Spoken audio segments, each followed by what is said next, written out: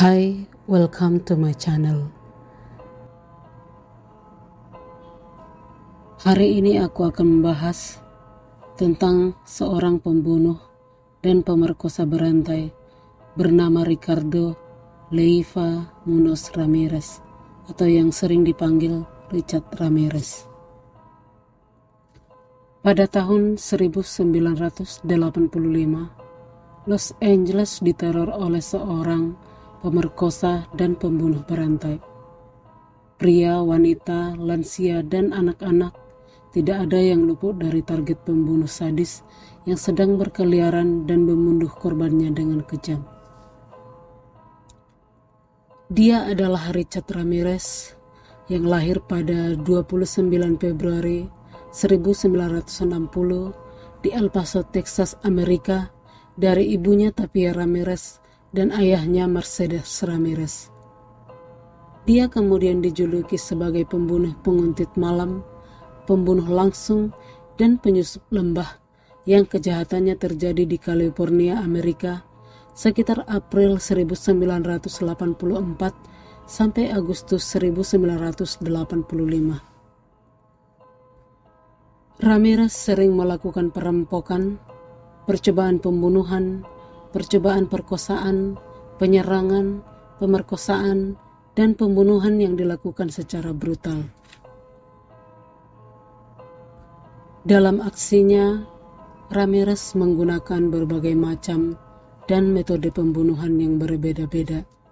Di antaranya adalah pistol, pisau, parang, besi, dan palu.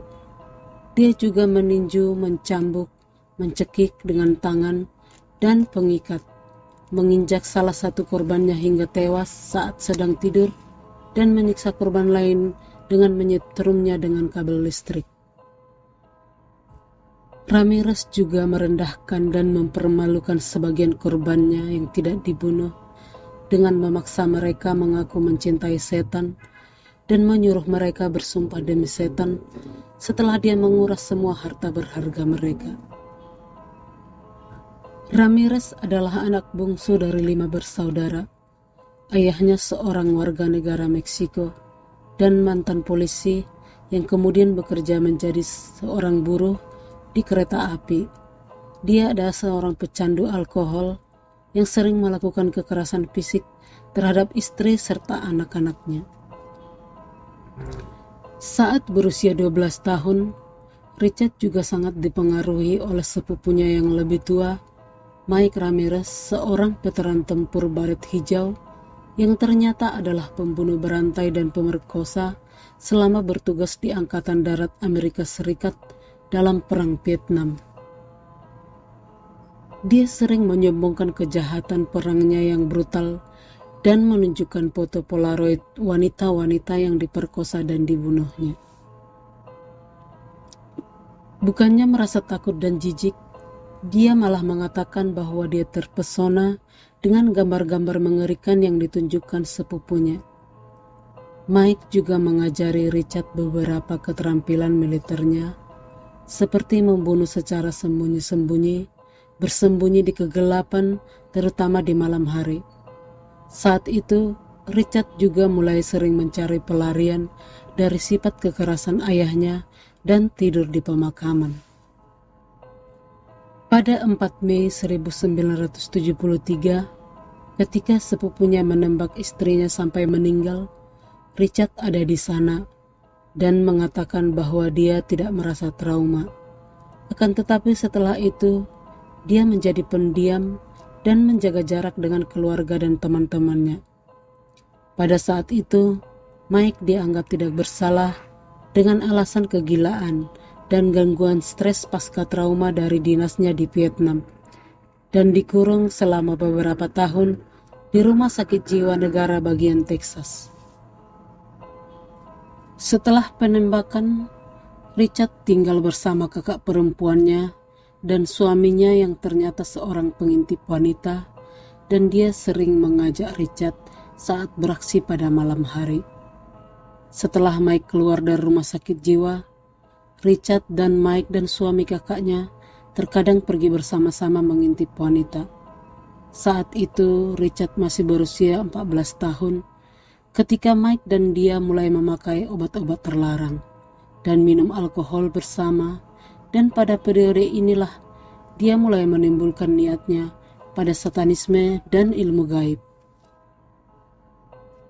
Ketika mencapai usia remaja, dia mulai melakukan aksinya, dan saat masih bersekolah, dia bekerja di Hotel Holiday Inn dan menggunakan kesempatan itu untuk merampok pelanggan. Kemudian dia dikeluarkan setelah mencoba memperkosa seorang pelanggan di kamar hotelnya dan ketahuan oleh suaminya sehingga dia memukuli Ramirez. Namun tuntutan pidana dibatalkan karena pasangan itu yang tinggal di luar negara bagian menolak kembali ke Texas memberikan kesaksian. Dia berhenti sekolah saat berusia 9 tahun dan pada tahun 1982 dia pindah ke California pada usia 22 tahun dan saat itulah dia memulai kejahatannya. Pada 28 Juni 1984, Ramirez membunuh seorang wanita berusia 79 tahun bernama Jenny Pinko di apartemennya di Glassell Park, Los Angeles. Dia ditikam berkali-kali di bagian kepala, leher, dan dada saat sedang tidur di tempat tidurnya, dan kepalanya hampir dipenggal. Dia kemudian mengambil hartanya dan pergi. Pada 17 Maret 1985, Ramirez menyerang Maria Hernandez, berusia 22 tahun saat berada di sekitar rumahnya. Kemudian menariknya ke garasi, lalu menembak wajahnya dengan pistol kaliber 22. Dia selamat karena kunci yang dipegangnya memantulkan pelurunya dan berpura-pura mati sampai Ramirez pergi. Dia kemudian masuk ke dalam rumah, lalu membunuh teman sekamar Maria, yaitu Dale Yoshi Okazaki, usia 34 tahun. 1 jam setelah itu, dia kemudian menembak Veronica Yu, berusia 30 tahun, setelah dipaksa keluar dari mobilnya di Monterey Park dan dinyatakan meninggal saat tiba di rumah sakit. Karena kejadian itu terjadi dalam 1 hari, media pun meliputnya dan kemudian menjulukinya pembunuh langsung dan penyusup lembah.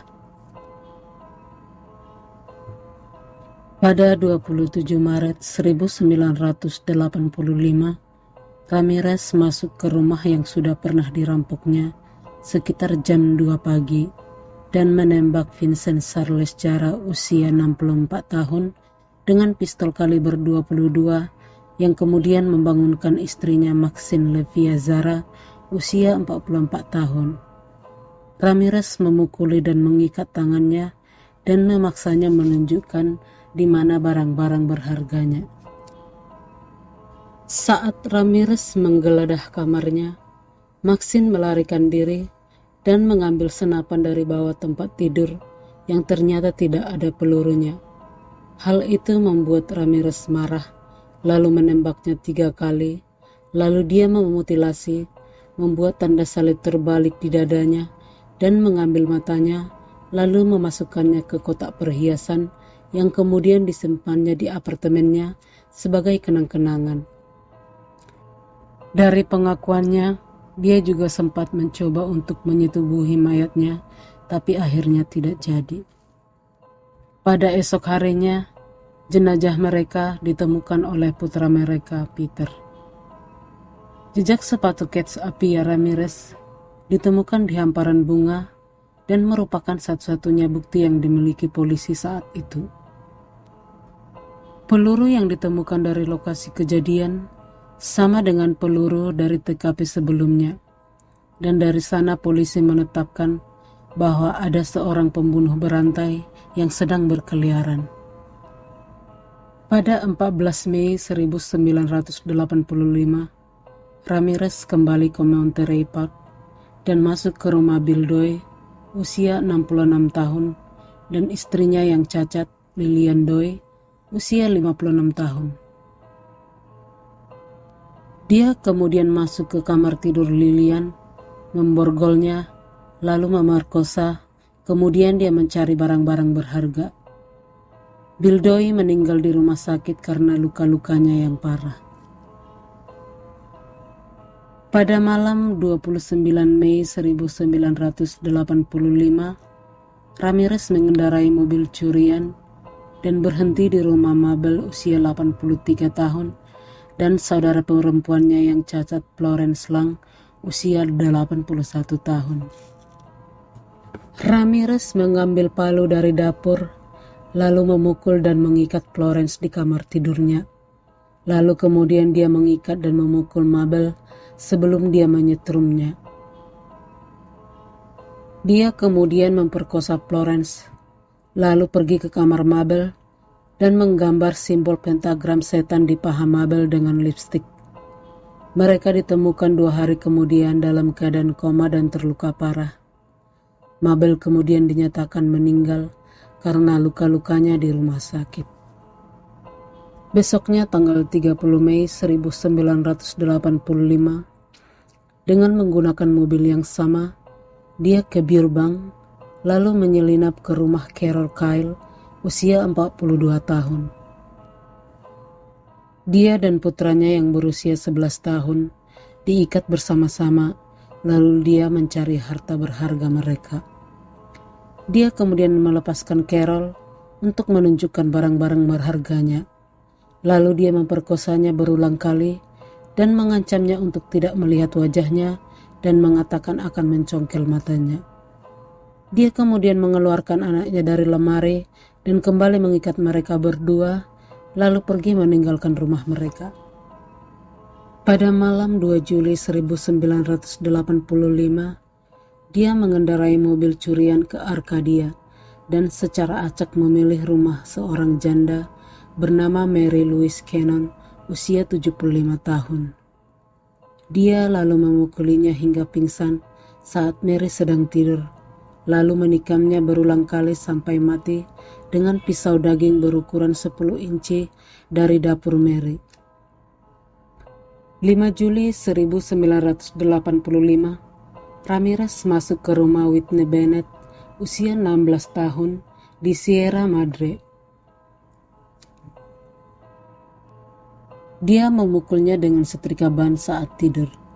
Karena tidak menemukan pisau, dia kemudian mencekiknya dengan kabel telepon. Akan tetapi dia melihat ada percikan listrik. Ketika dia melihat Bennett mulai bernapas, dia lari meninggalkan rumah itu karena merasa Tuhan sedang menolong Bennett.